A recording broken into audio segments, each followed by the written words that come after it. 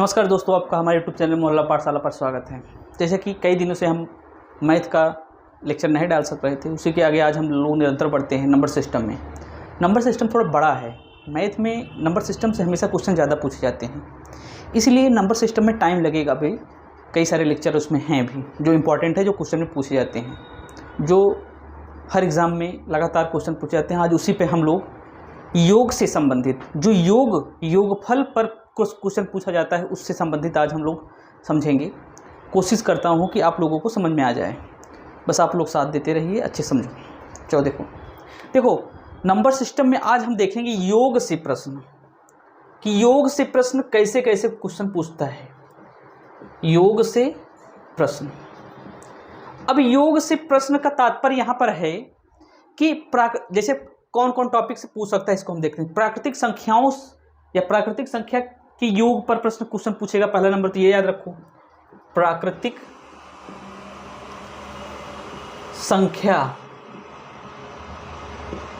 संख्या की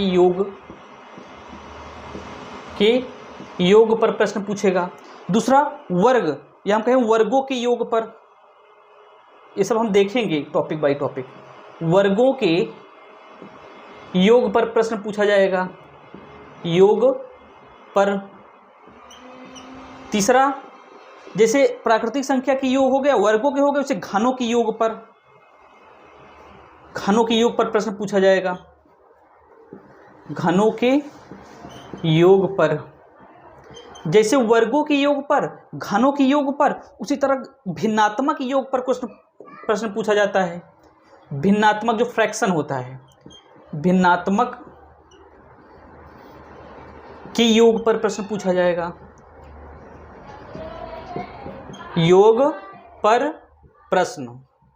अब इस चारों टॉपिक से, जैसे कि प्राकृतिक संख्या की योग पर, वर्गों की योग पर, घनों की योग पर और भिन्नात्मक योग पर, जो योग से संबंधित क्वेश्चन है, इसी चारों टॉपिक से ज़्यादातर क्वेश्चन पूछा जाता है। अगर ये चारों आप समझ लिए तो आपको समझ लो योग से संबंधित जो भी प्रश्न होगा आसानी से सॉल्व कर सकते हो।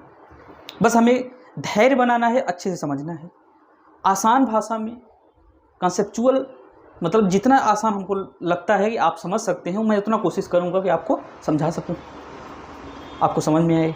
तो जैसे कि पहला हम बताएंगे आपको प्राकृतिक संख्या की योग पर, तो इस पे भी दो तरह का होता है। एक तो योग पर प्रश्न आएगा और दूसरा योगफल पर आएगा।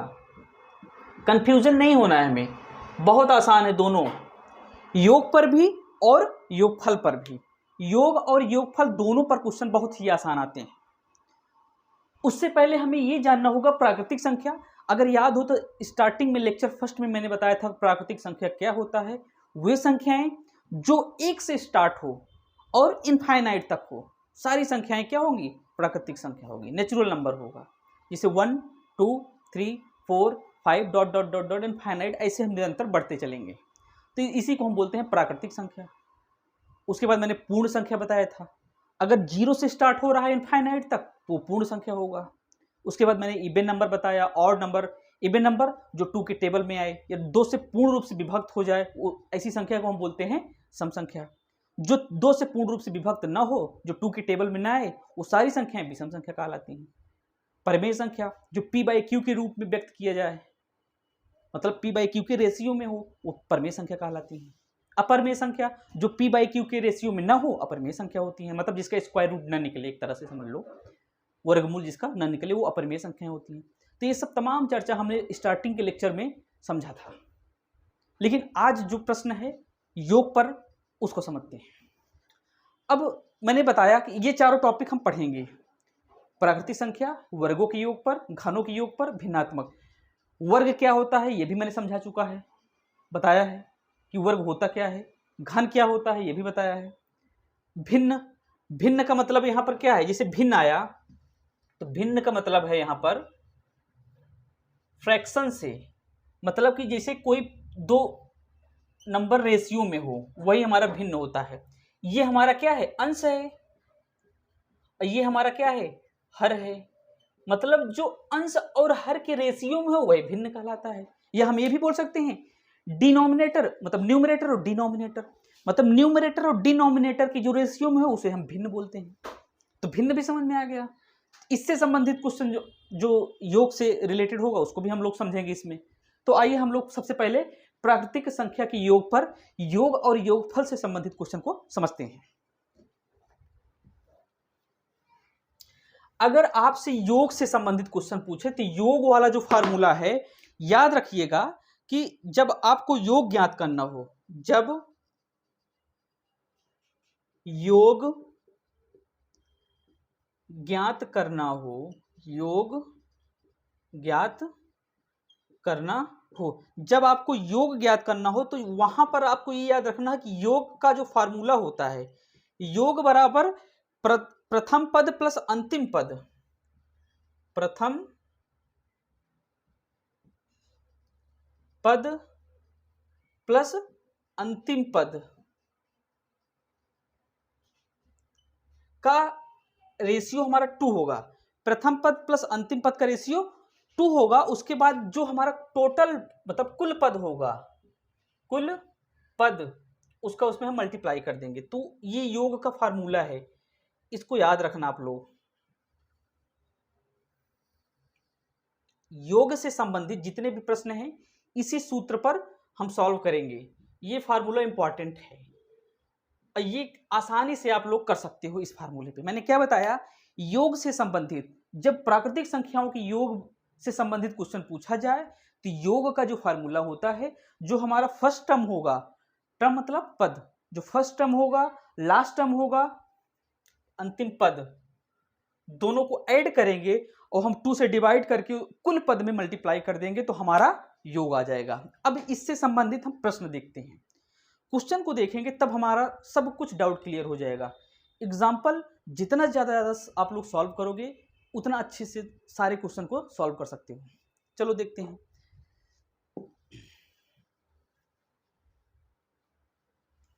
जैसे पहला प्रश्न हमारा है, नियमित अंतराल, अगर कोई नियमित अंतराल श्रेणी क्रम में हो, मतलब जो हम देखेंगे पहला क्वेश्चन है कि जैसे मैंने लिखा यहां प्रथम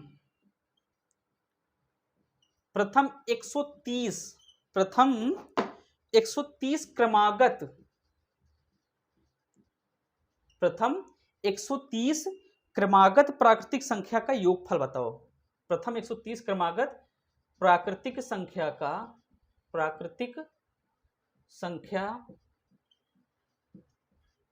का योगफल ज्ञात करो, योगफल ज्ञात करो। अब देखो यहां पर बोला है प्रथम 130 क्रमागत प्राकृतिक संख्या का योगफल बताइए। तो यहां पर आप सोचो कि 1 से स्टार्ट होगा, 1 से स्टार्ट होगा, ऐसे क्रमागत बोल रहा है। क्रमागत मतलब जो क्रम से आए, जैसे 1 2 3 4 5 6, इस तरह से प्रथम 130 क्रमागत प्राकृतिक संख्या का योगफल का तात्पर्य हुआ 1 2 3 ... 130। ये हो गया 130 क्रमागत प्राकृतिक संख्या। अब इसी को हमको सॉल्व करना है, इसका योगफल बताना है। तो सबसे पहले चीज, आपका जो फर्स्ट टर्म होगा 1 होगा, ये हमारा होगा प्रथम पद। क्या होगा? प्रथम पद। और जो अंतिम वाला पद है ये हमारा होगा अंतिम पद। क्या होगा? अंतिम पद। और इसी को हम बोलेंगे टोटल, मतलब कुल पद। याद रखना जो अंतिम है वही कुल पद है हमारा।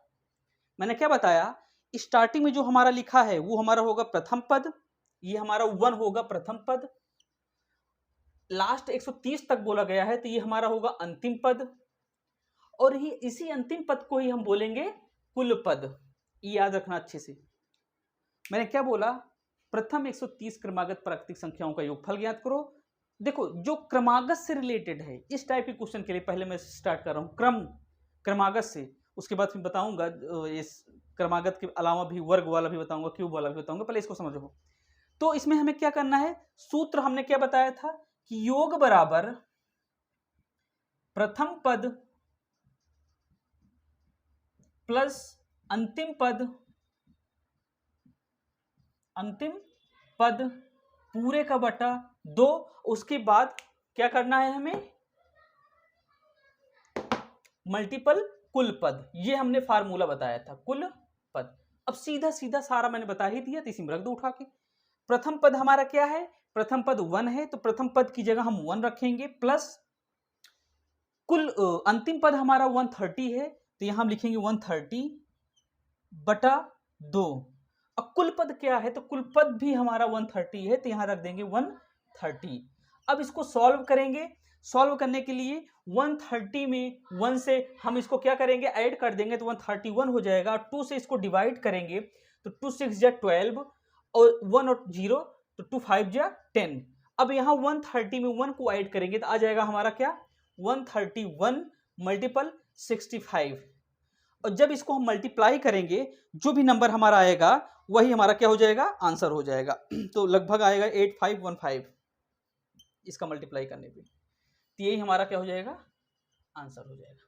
तो इस तरह से हम इस टाइप के क्वेश्चन को आसानी से सॉल्व कर सकते हैं। तो आप लोग बस धैर्य बनाए रखिए, अच्छे समझते रहो और वीडियो को ज़्यादा से ज़्यादा शेयर करो। और कल हम लोग अगले लेक्चर में मिलते हैं।